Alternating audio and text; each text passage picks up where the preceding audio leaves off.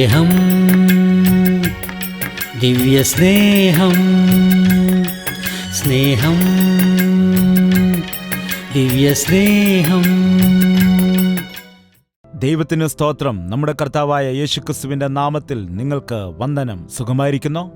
യേശുവിന്റെ കൃപയിലും അവന്റെ ദയയിലും വർദ്ധിച്ചു വരേണ്ടതിന് അനുദിനവും അവന്റെ വചനം വായിച്ച് ധ്യാനിക്കുന്നുണ്ടോ?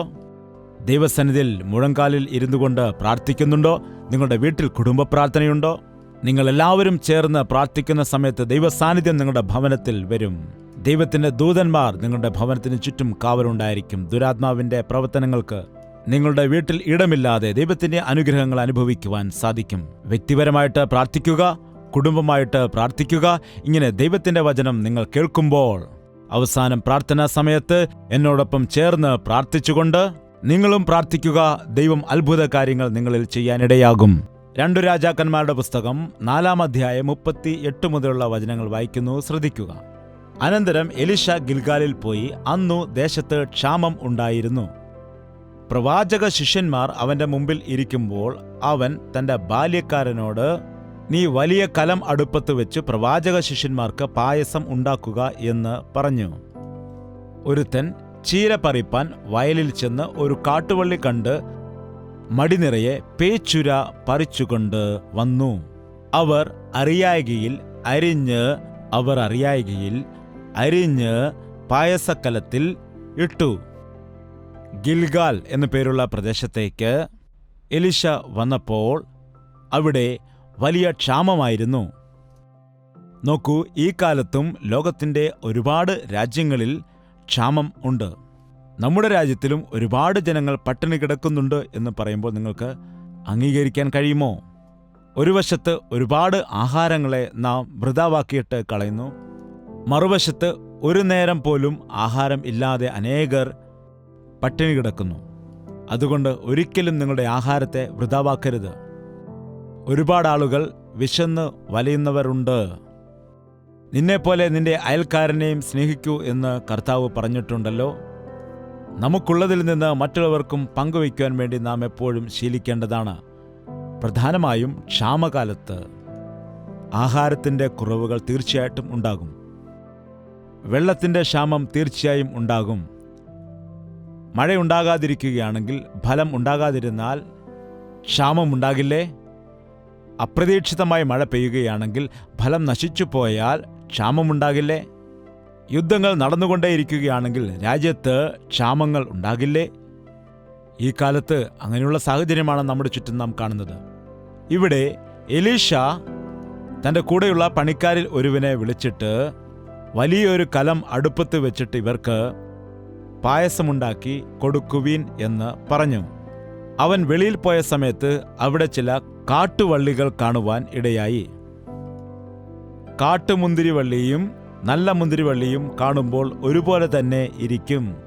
അതായത്, നാം പലപ്പോഴും പച്ചക്കറിയിൽ പീച്ചിങ്ങ വാങ്ങുമ്പോൾ നോക്കുമ്പോൾ അത് നല്ലതായി തോന്നും, എന്നാൽ ചിലതിൻ്റെ അകത്ത് കയ്പുണ്ടായിരിക്കുമല്ലോ.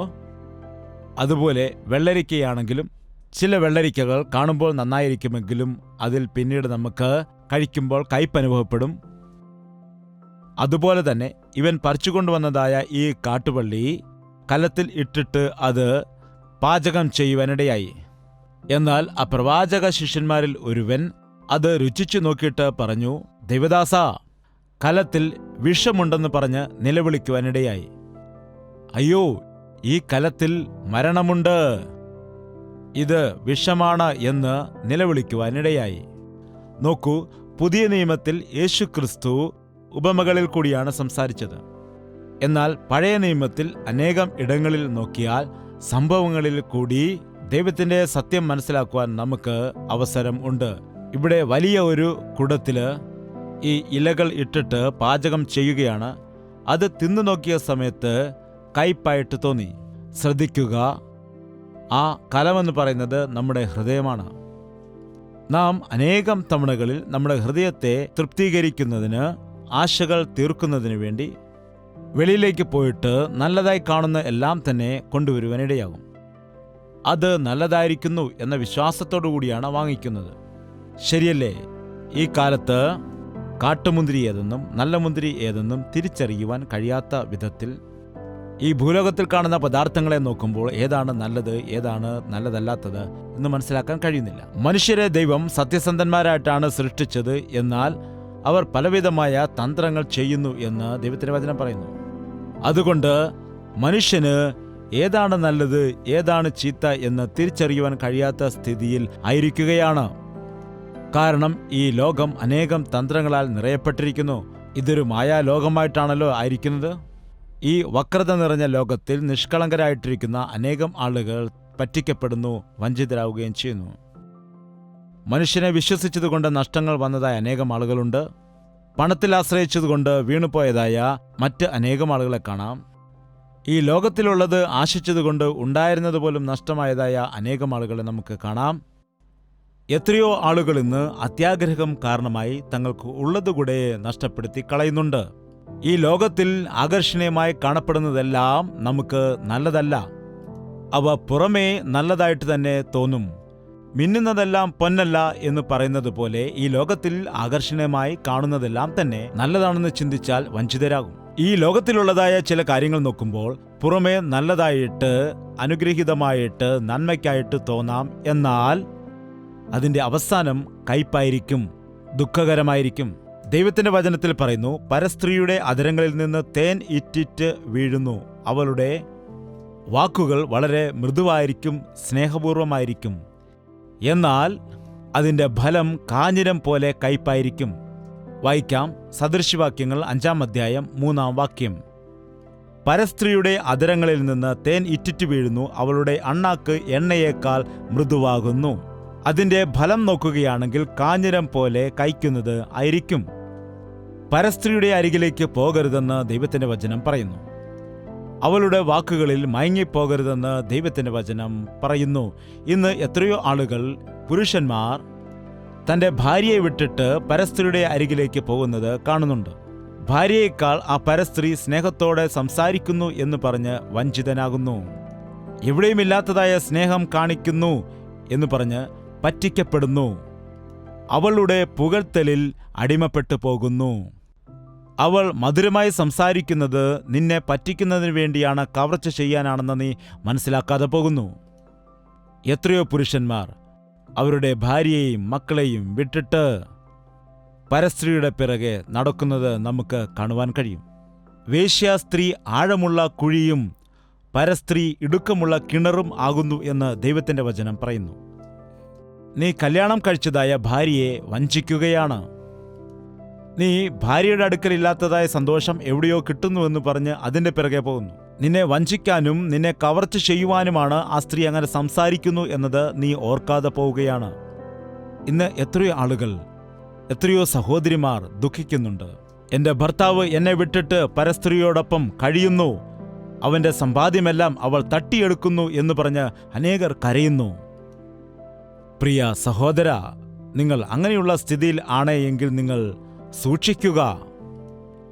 വഞ്ചിക്കപ്പെടുന്നതിന് മുൻപ്, ചതിക്കപ്പെടുന്നതിന് മുൻപായിട്ട്, നിന്റെ ആരോഗ്യം നഷ്ടപ്പെടുന്നതിന് മുൻപായിട്ട് തെറ്റുകളെ മനസ്സിലാക്കിയിട്ട് പശ്ചാത്തപിച്ചുകൊണ്ട് നിന്റെ കുടുംബത്തെ കെട്ടിപ്പടുക്കൂ. ഈ പണിക്കാരൻ വയലിൽ ചെന്നിട്ട് ആ ഇലയുടെ ഗുണമെന്തെന്ന് മനസ്സിലാക്കാതെ ആ ഇല പറിച്ചുകൊണ്ടുവരുവാനിടയായി. ഇന്ന് അനേകം ആളുകൾ അങ്ങനെയുള്ള അവസ്ഥയിലാകുന്നു. പുറമേ ആകർഷണീയമായി കാണുന്നതുകൊണ്ട്, ഇതിൽ എന്തോ ഉണ്ട് എന്ന് പറഞ്ഞുകൊണ്ട് അതിൽ തലയിട്ടിട്ട് അവസാനം ജീവിതത്തിൽ ദുഃഖിക്കുന്നുണ്ട്. വെളിയിൽ വരുവാൻ കഴിയാത്ത അവസ്ഥയിൽ അനേകം ആളുകളായിരിക്കുന്നു. വീഞ്ഞ് വെട്ടിത്തിളങ്ങുമ്പോൾ അത് കണ്ട് മയങ്ങരുത്, ഒടുക്കം അത് സർപ്പം പോലെ കടിക്കും എന്ന് ദൈവത്തിന്റെ വചനം നമ്മെ ബോധിപ്പിക്കുന്നു. എത്രയോ ആളുകൾ ഇന്ന് മദ്യപാനത്തിന് അടിമകളായി പോകുന്നു. മദ്യപാനത്തിന് അടിമകളായി തങ്ങളുടെ ജീവിതത്തെ നശിപ്പിക്കുന്നുണ്ട്. തങ്ങളുടെ സമ്പാദ്യമെല്ലാം നശിപ്പിച്ചു കളയുന്നുണ്ട്. അയ്യോ, മദ്യം നിന്റെ ആരോഗ്യത്തിന് ഹാനികരമാണ്. അത് നിന്റെ ശരീരത്തെ നശിപ്പിക്കുന്നതുവരെ അത് നിന്നെ ഉപേക്ഷിക്കുകയില്ല. ഇപ്പോൾ തന്നെ അനേകരും മദ്യത്തിന് അടിമകളായിട്ട് മരണത്തിനും ജീവിതത്തിനുമിടയിലായിരിക്കുന്നു. ജീവിതത്തിൽ സമാധാനവും സ്വസ്ഥതയും നഷ്ടപ്പെട്ട അവസ്ഥയിലാകുന്നു. മദ്യം അനേകം രോഗങ്ങൾ വരുത്തിവെക്കുന്നുണ്ട്. ആർക്കു കഷ്ടം, ആർക്കു സങ്കടം, ആർക്കു കലഹം, ആർക്ക് അവലാതി, ആർക്ക് അനാവശ്യമായ മുറിവുകൾ, ആർക്ക് കൺചുവപ്പ്, വീഞ്ഞു കുടിച്ച് നേരം വൈകിക്കുന്നവർക്കും മദ്യം രുചിച്ചു നോക്കുവാൻ പോകുന്നവർക്കും തന്നെ. എന്തുകൊണ്ടാണ് നിനക്ക് ആ കഷ്ടം? എന്തുകൊണ്ടാണ് നിനക്ക് ആ ദുഃഖം? എന്തുകൊണ്ടാണ് നിനക്ക് അനാവശ്യമായ മുറിവുകൾ ഉള്ളത്? എന്തുകൊണ്ടാണ് ആ കൺചുവപ്പ്? മദ്യപിക്കുന്നവർ തങ്ങളുടെ ആരോഗ്യത്തെ നശിപ്പിച്ചു കളയുന്നു. മദ്യപാനം ബോധം നഷ്ടപ്പെടുത്തുന്നു. എത്രയോ ആളുകൾ ഇന്ന് മദ്യപാനം കാരണം മരിച്ചു പോകുന്നുണ്ട്. മദ്യപിച്ചിട്ട് വാഹനം ഓടിക്കുന്നത് കാരണം താൻ മരിക്കുക മാത്രമല്ല മറ്റുള്ളവരെ കൊല്ലുകയും ചെയ്യുന്നതായ അവസ്ഥ നമുക്ക് കാണാം. കുടുംബത്തിൽ ഭാര്യയ്ക്കും മക്കൾക്കും വേദന ഉണ്ടാക്കി വയ്ക്കുകയാണ്. പ്രിയ സഹോദര, നിന്റെ പാപം നിന്നെ എത്ര നീചമായ സ്ഥിതിയിലേക്ക് വലിച്ചുകൊണ്ടു പോകുമെന്ന് അറിയാമോ? എന്നാൽ പാപം കാഞ്ഞിരം പോലെ കയ്പുള്ളതാണ്. അതിൽ നീ അകപ്പെട്ടു പോവുകയാണെങ്കിൽ അതിന്റെ അവസാനം നാശം ആയിരിക്കും. ആ കലത്തിൽ കാട്ടുവള്ളിയുടെ ഇലകൾ പറിച്ചു കൊണ്ടുവന്നിട്ട് ആ പായസം ഉണ്ടാക്കിയപ്പോൾ ആ കലത്തിൽ വിഷം ഉണ്ടാകാനിടയായി. എത്രയോ ആളുകളുടെ ഹൃദയം ഇന്ന് കയ്പുകൊണ്ട് നിറഞ്ഞിരിക്കുന്നുണ്ട്, വിദ്വേഷം കൊണ്ട് നിറഞ്ഞിരിക്കുന്നുണ്ട്. ലോകപ്രകാരമുള്ള കാര്യങ്ങളെല്ലാം നിന്റെ ഹൃദയത്തിൽ നിറയ്ക്കുന്ന സമയത്ത് നിന്റെ ഹൃദയത്തിൽ എന്താണ് ബാക്കിയുണ്ടാകുന്നത്? കയ്പും വിഷവുമാണ്. എത്രയോ ആളുകൾ പിണക്കത്തിൽ ആയിരിക്കുന്നവരുണ്ട്, കോപം കൊണ്ട് നിറഞ്ഞവരുണ്ട്. ഒരാൾ മറ്റൊരാളെ കൊല്ലുവാൻ പോലും തയ്യാറായി നിൽക്കുന്നു. മദ്യപിച്ചിട്ട് അതിൻ്റെ ലഹരിയിൽ ബോധമില്ലാതെ എന്തെല്ലാം കാര്യങ്ങൾ കാണിച്ചു വയ്ക്കുന്നു എന്നത് നിങ്ങൾക്കറിയാമല്ലോ. ഒരു പെണ്ണിന്റെ വിഷയത്തിൽ അങ്ങോട്ടും ഇങ്ങോട്ടും വഴക്കുണ്ടാക്കി പരസ്പരം കൊല്ലുന്നത് നമ്മൾ കാണുന്നുണ്ടല്ലോ. വേശ്യാസ്ത്രീ ആഴമുള്ള കിണറാകുന്നു. നിന്റെ ശരീരം ദൈവത്തിന്റെ ആലയമാണെന്ന് മനസ്സിലാക്കി, നിന്റെ ശരീരം ദൈവത്തിന് വേണ്ടിയാണെന്നും പരസ്ത്രീക്ക് വേണ്ടിയുള്ളതല്ല എന്നും മനസ്സിലാക്കി നിന്റെ ശരീരത്തെ ദൈവത്തിന് സമർപ്പിക്കുക. ലോകത്തിലുള്ളതെല്ലാം ജഡമോഹവും കൺമോഹവും ജീവനത്തിന്റെ പ്രതാപവുമാണെന്ന് വചനം പറയുന്നു. വെട്ടിത്തിളങ്ങുന്നത് കണ്ട് വഞ്ചിതരാകരുത്. സൗന്ദര്യം മായയാണെന്ന്, വ്യർത്ഥമാണെന്ന് ദൈവത്തിന്റെ വചനം നമ്മെ പഠിപ്പിക്കുന്നു. എത്രയോ ആളുകൾ ഇന്ന് തങ്ങളുടെ ജീവിതത്തിൽ ഇല്ലായ്മയിലായിരിക്കുന്നു, ദാരിദ്ര്യത്തിലാകുന്നു. സാഹചര്യത്തിൽ അവർ മുൻപോട്ട് പോകാൻ ശ്രമിക്കും തോറും വീണുപോവുകയാണ് പലപ്പോഴും കാണാറുള്ളത്.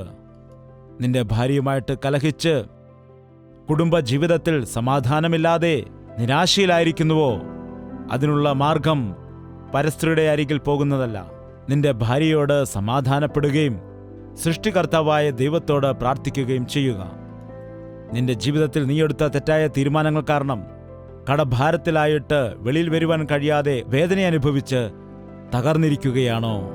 ജീവിതത്തോട് വിരക്തി തോന്നിയിട്ട് ഒരു തരത്തിലുള്ള പ്രത്യാശയും ഇല്ലാതെ ജീവിക്കുകയാണോ? നിന്റെ പ്രശ്നത്തിന്റെ പരിഹാരം മദ്യപാനമല്ല, ലഹരി വസ്തുക്കളുമല്ല. നിന്റെ തെറ്റിനെ മനസ്സിലാക്കിയിട്ട് നിന്നെ രക്ഷിക്കുവാൻ കഴിയുന്ന യേശുക്രിസ്തുവിന്റെ അടുക്കൽ നീ നിലവിളിച്ചാൽ, ക്രൂശിൽ നിനക്ക് വേണ്ടി പ്രാണൻ നൽകിയ കർത്താവ്, നിന്റെ ദുഃഖങ്ങളും ശാപങ്ങളും വഹിച്ചവൻ, നിനക്ക് വേണ്ടി തകർക്കപ്പെട്ടവനായ കർത്താവ്, നിനക്ക് വേണ്ടി ക്രൂശിൽ യാഗമായതായ ദൈവം, നിന്റെ ഞെരുക്കത്തിൽ നിന്നും നിന്റെ പ്രശ്നത്തിൽ നിന്നും നിന്റെ ദുഃഖത്തിൽ നിന്നും നിന്നെ വിടുവിക്കുന്ന ദൈവമാണ്. നീ പ്രത്യാശ നഷ്ടപ്പെട്ട് തകർന്നു പോകേണ്ട കാര്യമില്ല. നിന്നെ ഇഷ്ടപ്പെടുന്ന ദൈവം, നിന്നെ സ്നേഹിക്കുന്ന കർത്താവ് ജീവിക്കുന്നുണ്ട് എന്ന സത്യം നീ മനസ്സിലാക്കുകയാണെങ്കിൽ നിന്റെ ദുഃഖത്തിൽ നിന്ന് നിനക്ക് എഴുന്നേൽക്കുവാൻ കഴിയും. സമാധാനപരമായ ഒരു ജീവിതത്തെ നയിക്കുവാനും കഴിയും. അടുത്ത വാക്യം നോക്കൂ, 4:40 വാക്യം. അവർ അത് ആളുകൾക്ക് വിളമ്പി, അവർ പായസം കുടിക്കുമ്പോൾ നിലവിളിച്ചു, ദൈവപുരുഷനായുള്ളവേ, കലത്തിൽ മരണം എന്ന് പറഞ്ഞു. എപ്പോഴാണോ നിന്റെ ജീവിതത്തിൽ കയ്പ് അനുഭവിക്കുന്നത്, ദുഃഖം അനുഭവിക്കുന്നത്, സങ്കടം അനുഭവിക്കുന്നത്, നിന്റെ ജീവിതത്തിൽ നീ ചെയ്തതായ പ്രവൃത്തി കാരണം വന്നതായ പ്രതിഫലത്തെ നീ ഗ്രഹിക്കുന്നത്, അത് ദുഃഖകരമാണെന്നും വേദനാജനകമാണെന്നും അത് ഗുരുതരമാണെന്നും നീ മനസ്സിലാക്കുമ്പോൾ നീ ചെയ്യേണ്ടത് ഒന്നു മാത്രം: ദൈവപുരുഷനേ, കലത്തിൽ വിഷമുണ്ട്. ഈ ദിവസം നിനക്ക് ദൈവത്തോട് തന്നെ നിലവിളിക്കാം. കർത്താവേ, എൻ്റെ ഹൃദയത്തിൽ പാപമുണ്ട്, എൻ്റെ ഹൃദയത്തിൽ കയ്പുണ്ട് എൻ്റെ ഹൃദയത്തിൽ വിഷമുണ്ട്, എൻ്റെ ജീവിതം നശിച്ചുപോയിരിക്കുന്നു എന്നു നീ നിലവിളിക്കുകയാണെങ്കിൽ നിനക്ക് മറുപടി ലഭിക്കും. അതല്ലാതെ നിന്റെ ദുഃഖത്തെ ഓർത്തുകൊണ്ട് നീ കരഞ്ഞുകൊണ്ടിരുന്നാൽ അതുകൊണ്ട് ഒരു പ്രയോജനവുമില്ല. നിന്റെ ദുഃഖം മറക്കുന്നതിനു വേണ്ടി വീണ്ടും നീചമായ അവസ്ഥയിലേക്ക് പോകുന്നത് കാരണമായി കൂടുതൽ പാപം ചെയ്യുന്നതല്ലാതെ ഒരു പ്രയോജനവുമില്ല. നിന്റെ സങ്കടം നിനക്ക് സഹിക്കാൻ കഴിയാതെ ജീവിതത്തിൽ പ്രതീക്ഷ എല്ലാം നഷ്ടപ്പെട്ട് മരിച്ചു പോകാം എന്ന് തീരുമാനമെടുക്കുകയാണെങ്കിൽ അത് ഭയങ്കരകരമായ കാര്യമാണ്. കാരണം നീ ആത്മഹത്യ ചെയ്യുകയാണെങ്കിൽ നീ നിത്യ നരകത്തിലേക്കാണ് പോകുന്നത്. അതുകൊണ്ട് നീ പാപത്തിലകപ്പെട്ട് നിരാശയിലായിരിക്കുന്ന സമയം, നിന്റെ തെറ്റുകൾ നിനക്കെതിരെ വിരൽ ചൂണ്ടുന്ന സമയം, നീ ഒന്നും ചെയ്യുവാൻ പറ്റാത്തതായ അവസ്ഥയിൽ നിന്റെ പാപത്തിന്റെ ഫലം അനുഭവിച്ച് നിരാശപ്പെട്ട് തകർച്ചയിലായിരിക്കുന്ന സമയം നിലവിളിക്കുക. നിന്നെ രക്ഷിക്കുന്ന കർത്താവുണ്ട്, നിന്നെ വിടുവിക്കുന്ന ദൈവമുണ്ട്, നിന്റെ പാപത്തിന് പരിഹാരമുണ്ട്. എപ്പോഴാണോ ആ പ്രവാചക ശിഷ്യൻ നിലവിളിച്ചത്, എലീശ അപ്പോൾ പറഞ്ഞു, കുറച്ച് മാവ് എടുത്തുകൊണ്ടുവരിക. എന്നിട്ട് ആ മാവ് ആ കലത്തിൽ ഇട്ടു. ആ കലത്തിൽ പിന്നീട് ഒരു ദൂഷ്യവും കാണാനിടയായില്ല. ഇവിടെ ഉപമയായിട്ടാണ് മാവിനെക്കുറിച്ച് പറഞ്ഞിരിക്കുന്നത്. മാവ് മൃദുവായ മാവാണ്, വെളുത്തതാണ്, മാർദ്ദവമുള്ളതാണ്. ധാന്യത്തെ നല്ലവണ്ണം പൊടിച്ച് മൃദുവാക്കി മാറ്റി നല്ല മൃദുവായ മാവ് തയ്യാറാക്കും. നാം നോക്കുകയാണെങ്കിൽ ഈ മാവ് കർത്താവായ യേശുക്രിസ്തുവിന് സദൃശ്യമാകുന്നു. അവൻ നമുക്ക് വേണ്ടി നുറുക്കപ്പെടുവാനിടയായി. നോക്കുക, യെശയ്യാവിന്റെ പുസ്തകം 53-ാം അധ്യായം 4-ാമത്തെ വാക്യം. സാക്ഷാൽ നമ്മുടെ രോഗങ്ങളെ അവൻ വഹിച്ചു, നമ്മുടെ വേദനകളെ അവൻ ചുമന്നു. നാമോ ദൈവം അവനെ ശിക്ഷിച്ചും അടിച്ചും ദണ്ഡിപ്പിച്ചുമിരിക്കുന്നു എന്ന് വിചാരിച്ചു. എന്നാൽ അവൻ നമ്മുടെ അതിക്രമങ്ങൾ നിമിത്തം മുറിവേറ്റും നമ്മുടെ അകൃത്യങ്ങൾ നിമിത്തം തകർന്നും ഇരിക്കുന്നു. നമ്മുടെ സമാധാനത്തിനായുള്ള ശിക്ഷ അവന്റെ മേൽ ആയി. അവന്റെ അടിപ്പിണരുകളാൽ നമുക്ക് സൗഖ്യം വന്നുമിരിക്കുന്നു. എന്നാൽ അവൻ നമ്മുടെ അതിക്രമങ്ങൾ നിമിത്തം മുറിവേറ്റും നമ്മുടെ അകൃത്യങ്ങൾ നിമിത്തം തകർന്നും ഇരിക്കുന്നു. യേശു തകർക്കപ്പെടുവാനിടയായി. നമ്മുടെ സമാധാനത്തിനായുള്ള ശിക്ഷ അവന്റെ മേൽ വരുവാൻ ഇടയായി. യേശുക്രിസ്തു ഏറ്റതായ അടികൾ കാരണം നമുക്ക് സൗഖ്യം വന്നുമിരിക്കുന്നു. യേശുക്രിസ്തു ഈ ലോകത്തിലേക്ക് വരുന്നതിന് മുൻപേ യെശയ്യാ പ്രവാചകൻ കർത്താവായ യേശുക്രിസ്തുവിനെക്കുറിച്ചും ക്രൂശ് മരണത്തിനെക്കുറിച്ചും പ്രവചിച്ചതാണിത്. ഇത് ക്രിസ്തുവിൽ നിറവേറുവാനിടയായി. നമ്മുടെ അകൃത്യങ്ങൾ നിമിത്തം അവൻ തകർക്കപ്പെടുവാനിടയായി. അവന്റെ അടിപ്പിണരുകളാൽ നമുക്ക് സൗഖ്യം വന്നുമിരിക്കുന്നു. ആ മാവ് യേശു കർത്താവിനെ സൂചിപ്പിക്കുന്നതാണ്. ഗോതമ്പ് ഇടിച്ച് നുറുക്കിയിട്ട് ആ കാലത്ത് അത് തുണികളിൽ അരിച്ച് മാവാക്കിയെടുക്കുമായിരുന്നു. അങ്ങനെ മൃദുവായിട്ടുള്ളതായ മാവ് അവർക്ക് ലഭിക്കുമായിരുന്നു. നിന്റെ മുറിവുകളെ കെട്ടുന്നതിനായി, നിന്റെ പാപങ്ങളെ പരിഹരിക്കുന്നതിനായി അവൻ ആ ക്രൂശിൽ തകർക്കപ്പെടുവാനിടയായി. അവന്റെ അടിപ്പിണരുകളാൽ ഇന്ന് നമുക്ക് സൗഖ്യം വന്നുമിരിക്കുന്നു. അവൻ നമ്മുടെ ദുഃഖങ്ങളെ വഹിച്ചു, നമ്മുടെ വ്യാധികളെ അവൻ വഹിച്ചു. നമുക്ക് വരേണ്ടതായ പാപത്തിന്റെ ശിക്ഷ അവന്റെ മേൽ ആയി. നാം മരിക്കേണ്ടതായ സ്ഥാനത്ത് അവൻ മരിക്കുവാനും ഇടയായി. വിശ്വസിക്കുന്നുണ്ടോ? വിശ്വസിക്കൂ. അവൻ ചെയ്തതായ ക്രൂശിലെ യാഗം കൊണ്ട് ഇന്ന് നമുക്ക് വിടുതലുണ്ട്, പാപത്തിന്റെ ക്ഷമയുമുണ്ട്. നീ ചെയ്ത പാപം കാരണം നിന്റെ ജീവിതം കയ്പായി മാറി, ദോഷമുള്ളതായി മാറി, വൃഥാവായിട്ട് മാറിപ്പോയി. ഇതിനുള്ള പരിഹാരം യേശുക്രിസ്തുവിൻ്റെതായ രക്തമാണ്. അവൻ ക്രൂശിൽ ചെയ്തതായ ആ യാഗമാണ്. ആ മാവ് കൊണ്ടുവന്ന് കലത്തിലിട്ടപ്പോൾ ഒരു ദൂഷ്യവും അവിടെ കണ്ടില്ല. യേശുക്രിസ്തു നിന്റെ ഹൃദയത്തിലേക്ക് വന്നാൽ ഒരു പാപവും ഒരു ദോഷവും ഒരു ശാപവും നിന്നിൽ വരില്ല. നീ ആയിരിക്കുന്ന നിലയിൽ കർത്താവിൻ്റെ അടുക്കിലേക്ക് വരണം. എൻ്റെ മകനെ, എൻ്റെ അടുക്കിലേക്ക് വരിക എന്ന് കർത്താവ് നിന്നെ ക്ഷണിക്കുകയാണ്. ദോഷമുള്ളതായ നിന്റെ ഹൃദയത്തെ, പാപത്താൽ നിറഞ്ഞതായ നിന്റെ ഹൃദയത്തെ, കയ്പായി മാറിയതായ നിന്റെ ജീവിതത്തെ, നശിച്ചുപോയതായ നിന്റെ ജീവിതത്തെ കർത്താവിൻ്റെ കരത്തിൽ കൊടുത്താൽ, കർത്താവിനെ നിന്റെ ഹൃദയത്തിലേക്ക് വരാൻ അനുവദിച്ചാൽ ഒരു അത്ഭുതത്തെ കാണാം. ഇത് കഥയല്ല, ഇതൊരു ഉപമയല്ല, ഇത് സത്യമാണ്. യേശുക്രിസ്തുവിന് തങ്ങളുടെ ഹൃദയത്തിൽ സ്ഥാനം കൊടുത്ത അനേകം മദ്യപാനികൾ ഇന്ന് മാനസാന്തരപ്പെട്ട് കുടുംബം ഒന്നിച്ച് സമാധാനത്തോടുകൂടി സന്തോഷത്തോടുകൂടി കർത്താവിൻ്റെ സാക്ഷികളായി ജീവിക്കുന്നു. പരസ്ത്രീ മോഹത്തിൽ വീണിട്ട് കുടുംബത്തെ നശിപ്പിച്ച എത്രയോ ആളുകളിന്ന് തങ്ങളുടെ തെറ്റുകളെ മനസ്സിലാക്കി പശ്ചാത്തപിച്ച് കർത്താവിൻ്റെ അരികിൽ ക്ഷമയെ യാചിച്ച് കർത്താവിൻ്റെ രക്തത്താൽ കഴുകപ്പെട്ട് ഭിന്നമായി പോയതായ കുടുംബത്തെ കെട്ടിപ്പണിത് ഭാര്യയും മക്കളുമായി ഒരുമിച്ച് സന്തോഷത്തോടെ ജീവിക്കുന്നുണ്ട്. പ്രിയ സഹോദര, നിന്റെ കുടുംബം ഛിന്നഭിന്നമായോ? നിന്റെ ജീവിതം തകർന്നിരിക്കുകയാണോ? പാപത്തിന് അടിമയായി നീ ജീവിക്കുകയാണോ? ഇപ്പോൾ തന്നെ നിലവിളിക്കൂ. കർത്താവേ, ഞാൻ വേദനയിലായിരിക്കുന്നു. കർത്താവേ, ഞാൻ രോഗത്തിലായിരിക്കുന്നു. കർത്താവേ, എനിക്ക് കടഭാരമുണ്ട്. കർത്താവേ, എൻ്റെ ജീവിതത്തിൽ കയ്പുണ്ട്. ഞാൻ രോഗത്താൽ പീഡിപ്പിക്കപ്പെടുകയാണ്. എൻ്റെ ജീവിതത്തിൽ എയ്ഡ്സ് രോഗത്താൽ ഞാൻ ഭാരപ്പെടുകയാണ് എന്ന് കർത്താവിനോട് ഏറ്റുപറഞ്ഞ് എത്രയോ ആളുകൾ ഇന്ന് സമാധാനത്തോടെ ജീവിക്കുന്നു. HIV രോഗത്തിൽ നിന്നും വിടുതൽ പ്രാപിച്ചുകൊണ്ട് വിശുദ്ധിയോടുകൂടി ആത്മീയ ജീവിതം നയിക്കുന്നു. യേശുക്രിസ്തു ഇന്നലെയും ഇന്നും എന്നേക്കും നിത്യനായ ദൈവമാണ്. നിന്റെ പാപങ്ങളെ നീ ഗ്രഹിച്ച് പശ്ചാത്തപിക്കുകയാണെങ്കിൽ, യേശുക്രിസ്തുവിൻ്റെ നാമത്തിൽ നീ പ്രാർത്ഥിക്കുകയാണെങ്കിൽ, എന്നെ വിളിച്ചപേക്ഷിക്കൂ, ഞാൻ നിനക്ക് ഉത്തരം നൽകാമെന്ന് പറഞ്ഞ കർത്താവ് ഒരുങ്ങിയിരിക്കുന്നു. ഇന്ന് നിന്റെ ജീവിതം എന്താകുന്നുവെന്നും നിന്റെ ഹൃദയം എങ്ങനെയാകുന്നുവെന്നും ഒരു നിമിഷം ആലോചിക്കൂ. ഒരുപക്ഷെ നന്നായിരിക്കുന്നുവെന്ന് നടിക്കുകയായിരിക്കാം, നിന്റെ ഭാര്യയെ വഞ്ചിക്കുകയായിരിക്കാം, നിന്റെ വീട്ടുകാരെ പറ്റിക്കുകയായിരിക്കാം, ഞാൻ ചെയ്യുന്ന പാപപ്രവൃത്തികൾ ആരും അറിയുന്നില്ല എന്ന് വിചാരിക്കുന്നുണ്ടാവാം.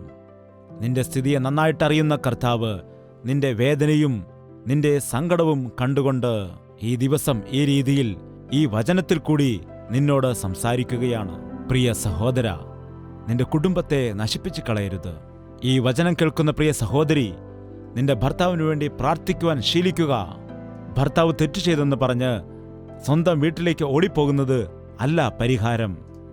ഭർത്താവിനെ ഉപേക്ഷിക്കാൻ തീരുമാനിക്കുന്നത് അവിവേകമാണ്. കുടുംബത്തെ തകർത്തു കളയരുത്. യേശുക്രിസ്തു നിന്റെ കുടുംബത്തെ പണിയുവാനിടയാകും. നിന്റെ പാപങ്ങളെ ക്ഷമിക്കും, നിന്റെ കുറവുകളെ നികത്തും, നിന്റെ രോഗങ്ങളെ സൗഖ്യമാക്കും. എപ്പോഴാണോ ആ മാവ് കരത്തിലിട്ടത് അവിടെ യാതൊരു ദൂഷ്യവും പിന്നെ കണ്ടില്ല. ഇന്ന് യേശുക്രിസ്തു നിന്റെ ഹൃദയത്തിലേക്ക് വരികയാണെങ്കിൽ ഒരു ദുഷ്ടതയും ഒരു ദൂഷ്യവും ഒരു പാപവും ഒരു ദുർമാർഗവും ഇനിയും നിന്റെ ജീവിതത്തിൽ വരുവാനിടയാകില്ല. കർത്താവേ, എൻ്റെ ഹൃദയത്തിലേക്ക് വരണമേ എന്ന് എന്നോടൊപ്പം ചേർന്ന് കർത്താവിനോട് പ്രാർത്ഥിക്കാം. പ്രാർത്ഥന. പരിശുദ്ധനായ സ്നേഹമുള്ള പിതാവേ, ഈ സന്ദേശം കേൾക്കുന്ന എല്ലാ വ്യക്തികളെയും നീ ദർശിക്കണമേ. എൻ്റെ ഹൃദയത്തിൽ ദോഷമുണ്ട്, എൻ്റെ സ്വഭാവം നശിച്ചുപോയിരിക്കുന്നു, എൻ്റെ ഹൃദയം ചീത്തയായിരിക്കുന്നു, എൻ്റെ ജീവിതത്തിൽ വിരക്തി കൊണ്ട് നിറഞ്ഞിരിക്കുന്നു. വായ് തുറന്നാൽ വെറുപ്പിൻ്റെ വാക്കുകളാണ്, ചിന്തിച്ചാൽ നിരാശയുടെ ചിന്തകൾ. എൻ്റെ ജീവിതത്തിൽ ഞാൻ ചെയ്ത പാപം കാരണം വരുത്തിവെച്ച രോഗങ്ങളും ദുഃഖങ്ങളുമുണ്ട്. അതിൽ നിന്ന് വെളിയിൽ വരുവാൻ കഴിയാതെ പോകുന്നു. എൻ്റെ ജീവിതത്തോട് തന്നെ വെറുപ്പ് തോന്നുന്നു എന്ന് ആരൊക്കെയാണോ ഇപ്പോൾ കർത്താവിനോട് പ്രാർത്ഥിക്കുന്നത്, അങ്ങനെയുള്ളവരെ നീ ഒന്ന് ദർശിക്കുമാറാകണമേ. അവർ തങ്ങളുടെ പാപം നിമിത്തം പശ്ചാത്തപിക്കുന്നതിനായി നീതിയെക്കുറിച്ചും പാപത്തെക്കുറിച്ചും ന്യായവിധിയെക്കുറിച്ചും ബോധിപ്പിക്കുന്ന പരിശുദ്ധാത്മാവിനെ പകരേണമേ കർത്താവേ. ആ ചുങ്കക്കാരൻ ദേവാലയത്തിലേക്ക് ചെന്നിട്ട് മാറത്തടിച്ചുകൊണ്ട് പാപിയായ എന്നോട് കരുണ കാട്ടണമേ എന്ന് നിലവിളിച്ചതുപോലെ ഈ സന്ദേശം കേട്ടുകൊണ്ടിരിക്കുന്ന ആളുകളിൽ ആരൊക്കെയാണോ പാപത്താൽ നിറഞ്ഞിരിക്കുന്നത്, ദോഷമുള്ള ഹൃദയമുള്ളവരായിട്ട് ദുശീലങ്ങൾക്ക് അടിമയായിരിക്കുന്നവരുണ്ടെങ്കിൽ ഇപ്പോൾ തന്നെ നിന്നോട് നിലവിളിക്കുവാൻ അവരെ എല്ലാം സഹായിക്കുമാറാകണമേ. ഞങ്ങളുടെ നിലവിളി കേൾക്കുന്ന ദൈവമേ, ഞങ്ങളുടെ നെടുവീർപ്പുകൾ കേൾക്കുന്നവനേ, ഞങ്ങളുടെ പ്രാർത്ഥന കേൾക്കുന്ന യേശുവേ, ഞങ്ങളെ വിടുവിക്കുന്നതിനു വേണ്ടി ഞങ്ങൾക്ക് സൗഖ്യം നൽകാൻ ഞങ്ങളുടെ പാപത്തിന് പരിഹാരമായി ക്രൂശിൽ യാഗമായി തീർന്ന യേശുവേ, നീ ഏറ്റ അടിപ്പിണരുകളാൽ ഉള്ളതായ സൗഖ്യത്തെ ഞങ്ങൾക്ക് നൽകുമാറാകണമേ. നിന്റെ രക്തത്താൽ ഞങ്ങളെ കഴുകി ശുദ്ധീകരിക്കുമാറാകണമേ. യേശുക്രിസ്തുവിൻ്റെ രക്തം ഞങ്ങളെ സകല പാപങ്ങളിൽ നിന്നും ഞങ്ങളെ വിടുവിക്കുന്നു എന്ന് വിശ്വസിക്കുന്നതായിട്ടുള്ള എല്ലാ വ്യക്തികളെയും ഇപ്പോൾ നീ അനുഗ്രഹിക്കുമാറാകണമേ. നിന്റെ രക്തത്തെ പകർന്നുകൊണ്ട് ശുദ്ധീകരിക്കുമാറാകണമേ. ഇന്നു മുതൽ നിന്നെ ഞങ്ങളുടെ ഹൃദയത്തിലേക്ക് ക്ഷണിച്ചുകൊണ്ട് സന്തോഷത്തോടുകൂടി സമാധാനത്തോട് മുൻപോട്ട് പോകുവാനുള്ള കൃപ നൽകുമാറാകണമെന്ന് യേശു ക്രിസ്തുവിന്റെ നാമത്തിൽ അപേക്ഷിക്കുന്നു പിതാവേ, ആമേൻ. ദൈവത്തിന് സ്തോത്രം. നിങ്ങൾ യഥാർത്ഥത്തിൽ പ്രാർത്ഥനയിൽ ഒരുമിച്ചിരിക്കുന്നു എങ്കിൽ നിങ്ങൾ ഇപ്പോൾ തന്നെ പരിശുദ്ധാത്മാവിന്റെ ശക്തിയെ പ്രാപിച്ചിരിക്കുന്നു. അതുകൊണ്ട് നിങ്ങൾ ഇപ്പോൾ വീണ്ടും മുഴങ്കാൽ മടക്കിക്കൊണ്ട് പ്രാർത്ഥിക്കുക. കർത്താവേ, നീ എന്നെ അനുഗ്രഹിച്ചിട്ടല്ലാതെ ഞാൻ എന്നെ വിടുകയില്ല എന്ന് അവനോട് പറയുക. എൻ്റെ ഹൃദയത്തിൽ ഭാരമുണ്ട് എന്നും എൻ്റെ ജീവിതത്തിൽ ദുഃഖം ഉണ്ട് എന്നും എൻ്റെ ജീവിതത്തിൽ ഒരുപാട് പ്രശ്നങ്ങൾ ഉണ്ട് എന്നും പറഞ്ഞുകൊണ്ട് നിങ്ങളുടെ സകല ഭാരങ്ങളും ദൈവത്തോട് പങ്കുവയ്ക്കുക. പ്രാർത്ഥന കേൾക്കുന്നതായ കർത്താവ് നിങ്ങളോട് കരുണ കാട്ടി നിങ്ങൾ വീണുകിടക്കുന്ന ഇടത്തു നിന്ന് നിങ്ങളെ കരം പിടിച്ചെഴുന്നേൽപ്പിക്കാൻ അവൻ മതിയായ ദൈവമാണ്. നിങ്ങളുടെ കയ്പിനെയും നിങ്ങളുടെ കഷ്ടതയെയും നിങ്ങളുടെ വേദനയെയും എടുത്തു മാറ്റുവാൻ കഴിയുന്നതായ കർത്താവിൽ വിശ്വാസമർപ്പിക്കൂ. നിങ്ങൾക്ക് വേണ്ടി ഞങ്ങളും പ്രാർത്ഥിക്കുവാൻ ആഗ്രഹിക്കുന്നുണ്ടെങ്കിൽ നിങ്ങളുടെ പേര് വിവരങ്ങൾ അറിയിക്കുക, ഫോൺ ചെയ്യുക. പ്രാർത്ഥനാ വീരന്മാർ ഒരുക്കത്തോടെയായിരിക്കുന്നു. അല്ലെങ്കിൽ ഇമെയിൽ അയക്കുക, SMS അയക്കുക, കത്തെഴുതുക. ഞാൻ തന്നെ അത് വായിക്കുവാനും ഇടയാകും. നിങ്ങളുടെ വിഷയങ്ങളെല്ലാം കർത്താവിന് മുൻപിൽ വെച്ചുകൊണ്ട് പ്രാർത്ഥിക്കുകയും ചെയ്യും. നിങ്ങളും പ്രാർത്ഥിക്കുക, തീർച്ചയായും കർത്താവ് മറുപടി നൽകും. യേശുവേ, യേശുവേ, യേശുവേ, യേശുവേ, യേശുവേ, യേശുവേ, യേശുവേ, യേശുവേ.